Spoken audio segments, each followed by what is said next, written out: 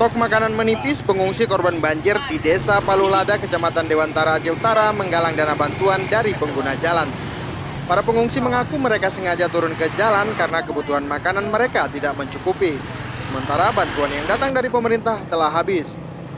Stok logistik sembako seperti beras, telur ayam, dan mie instan di posko utama Desa Palulada diperkirakan hanya cukup untuk 1 kali makan saja. Sementara semua warga telah meninggalkan rumah mereka dan tinggal di lokasi pengungsian.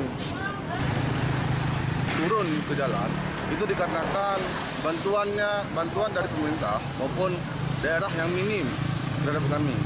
Dan makanya mengingat logistik kami yang sudah minim, yang sudah sedikit, akhirnya kami turun ke jalan untuk memenuhi kebutuhan para saudara-saudara kita lagi mengungsi di posko Gampong Palulada.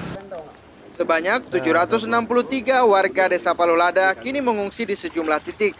Sedangkan posko pengungsian utama didirikan di bangunan bekas gudang. Dari Aceh Utara, Muhammad MY melaporkan untuk Aceh Video.